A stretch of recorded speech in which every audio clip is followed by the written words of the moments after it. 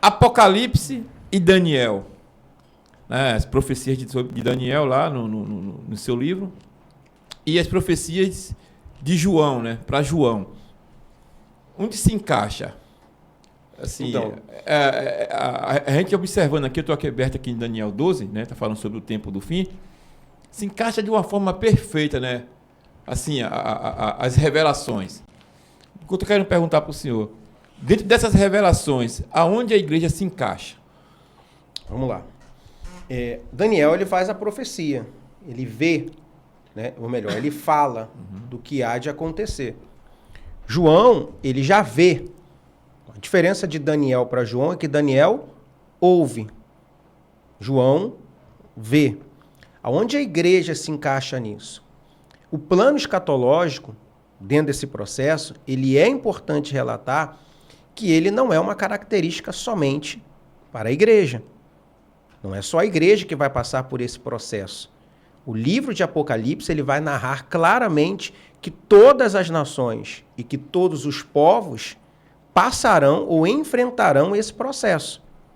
Que para alguns esse processo já se iniciou e muitas coisas você já visualiza aí ao longo do tempo, com as guerras, com os rumores de guerra, com o amor esfriando, com o aumento da tecnologia, por exemplo, com uma diversidade de situações muito grande. Aonde a igreja se conecta com o processo da profecia e da revelação de João, é que a igreja precisa atentar um pouco mais para os sinais que os céus nos enviam, tá? E para que eu possa ser advertido caso eu não me posicione para aquilo que há de acontecer no futuro.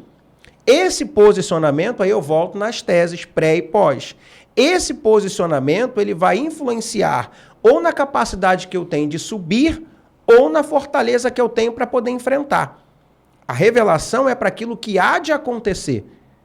Tá? E tem muitos textos aí que não são literais. É uma visão que o camarada teve lá, o João, né, teve naquela época. Sim. Tá? Agora, qual é a função da igreja? É ser advertido. O livro do Apocalipse é um livro de advertir. É um momento que o Senhor vai advertir o seu público. Quando você lê o Apocalipse, as pessoas dizem, ler a Bíblia é chato. Vai ler o Apocalipse. Você fica meio que espantado, né? É uma viagem, né? É uma viagem. É uma viagem. Por isso que eu falei em off. Uma coisa é nós trabalharmos o plano escatológico.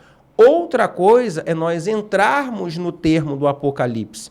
Porque muitas coisas no Apocalipse, elas não são literais, elas precisam ser interpretadas dentro do contexto pelo qual elas estão sendo aplicadas e apresentadas por João. Mas uma frase, um ponto que eu posso falar para você é o Senhor advertindo a igreja. E se você ler o último versículo de Apocalipse, é mais importante do que qualquer outro texto que você lê em toda a Bíblia. Porque você só encontra isso no livro de Apocalipse. As pessoas estão muito presas à besta, a isso, aquilo, ao anticristo, que é apresentado no livro de Apocalipse. Então as pessoas têm medo do anticristo, mas não têm medo do que está escrito no finalzinho do livro de Apocalipse. O que está escrito lá? Para que não se coloque nem se tire. Que isso, Varão? Isso aí ninguém leu, não. Não tá escrito, ninguém lê isso não tá daí. escrito a minha benção vem no final, não? Entendeu? Rapaz, Varão. eu li isso aqui, me deu um pouco de medo, cara, quando eu li. Tem que dar. Né? Fala que, ai daquele que pôr ou tirar algum... Olha o que diz Apocalipse capítulo 20, versículo de número 17. Eu não vou ler o 16, porque senão ele vai achar que eu estou falando com ele. Entendeu? Porque está escrito no 16. Eu, Jesus, enviei o meu anjo, entendeu?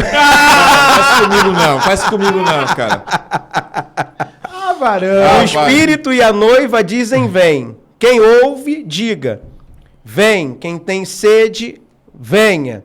E quem quiser, tome de graça da água da vida. Tome de graça, tá? Não tá, tem gente que tá vendendo.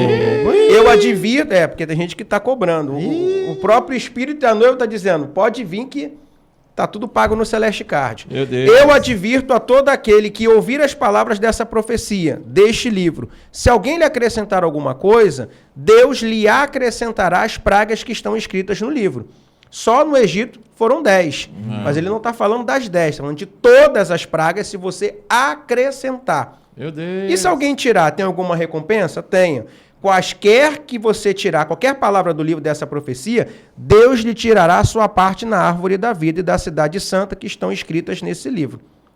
Aquele que dá testemunho dessas coisas diz, certamente cedo vem, amém, vem o Senhor, a graça do Senhor Jesus com todos.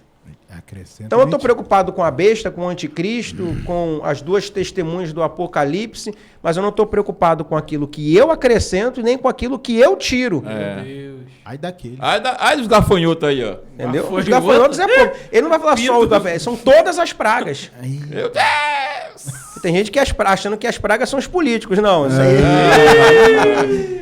Pegou pesado agora, hein? Não, nem tanto, né, Então- gente? Eles são uma das. Ler o Apocalipse é importante.